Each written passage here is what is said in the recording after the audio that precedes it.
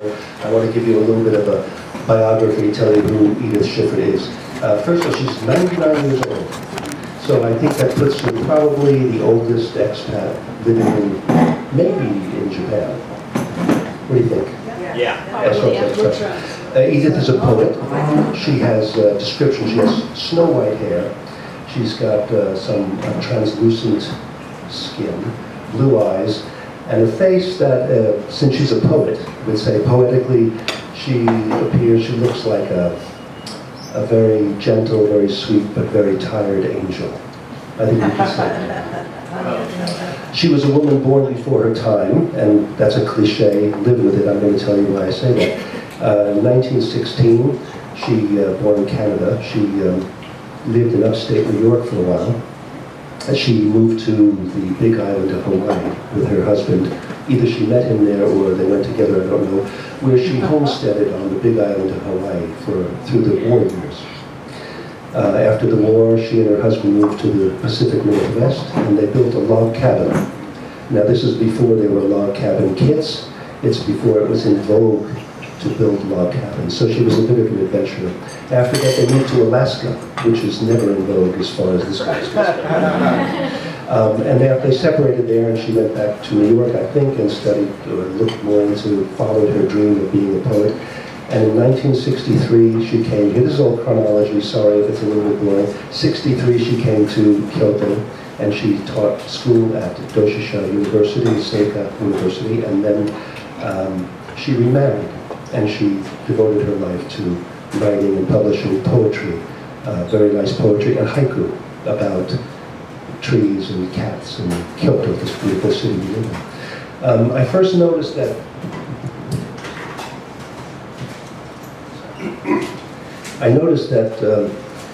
the first time I recognized that Edith was slipping a bit. She was getting old. It was about 15 years ago.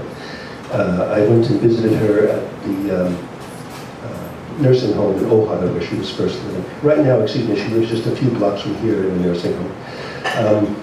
I visited her in Ohara, and we were talking, and I noticed that she was taking things from the past and bringing them to the present, and vice versa. There's no vice versa to that. She was a little bit out of sync. And then she gestured out the window and she said, right over there, the male attendants here at the home, the nursing home here, sometimes they bring me outside and we dance together barefoot over there in the wildflowers. And my first impulse was to kind of call her back and say, the slippery slope to whatever. And I wanted to say, no, I want you to understand my reality, the real reality. And then I thought about it, and I thought, maybe my reality is not so much better than that. Here I am, I don't have I've never cultivated any great ideas about wildflowers, memories of wildflowers. What I would really love to have a good memory of me dancing under summer skies barefoot with some nurses, or, since I'm imagining it, how about some woodland nymphs? That would be nice. And besides, Edith is a woman who had spent her entire life with her poetry reporting back a perception that is not often available to mere mortals, unless we have a visionary or a poet or an artist, a painter, to convey that to us. Excuse me. And she did. She gave me the gift of a wonderful memory of wildflowers, which I didn't have up to that point. And the story I want to tell about her now is something that took place every year on her birthday. Some of us gather together and pay our respects to her, bring her a little gift, a few flowers and some cake. And we just had one when was it? It was January 18th. January 18th. Judy was there, Barbara was there, John was there, several people were there, Morris and Penelope Augustine were there. The party I want to tell you about took place about 5 years ago over a little restaurant. We're going to take care of that. A restaurant on the other side of town where Edith used to visit with her late husband. And it was a dessert party. Do you remember that? It was a dessert party, and we sat around, a dozen people sat around the table, and we were each given a bowl of sweets. It was a white oval bowl, and it had, I'm looking at it now, it had bavaloa in there and some pudding and some sherbet and things like that. It wasn't very appealing, but it was quite good, in fact. It was soft and she could eat it. Soft and she could eat it. It was all soft stuff, and we all ate the same thing. Edith saw that sweet come out, and Edith always loved sweets, terrific, and so she zeroed in on that. At that party, she was really not completely there. It was interesting also that we would all gather together to pay respect to a person who themselves was really not 100% present. But anyway, Edith had, there sweets, there was mouth, there were 10,000 taste buds, there was the delivery system in the shape of a spoon, and Edith just tucked into that. She was eating that thing. You could see the little red laser dot on the dish. And like that. She was tucking into that. She was eating it. It was really great. She was so focused. It was great. We finished the dessert. We finished the dessert.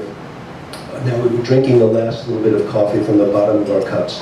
The tables were pushed back from the chairs were pushed back from the table. And there was a lull in the conversation. But then all of a sudden, out from the kitchen comes one last dessert. And it's a chocolate gâteau, very dense, rich chocolate gâteau. And it's on a black glass plate. And it's covered with cocoa powder. And they put it in front of Edith. She's back. She's tucked into that thing. It was just amazing to watch. She was sitting not opposite me, but at, say, 11 o'clock. So I had a really good view of this. Just doing this thing. We're kind of looking at Edith, because everybody was a little jealous that she got the gâteau, right? And we didn't get it. We were sitting there, like, oh, what's going on? And Morris, in a very expansive gesture, the elder of the group, he raises his arm, and he leans it back, he brings it back behind her chair, and he places it on the back of his chair. And he speaks to the silence of the room. He says, well, Edith, you're still the best looking woman at table. And Edith stops. And she says, well, everyone's entitled to their own illusion.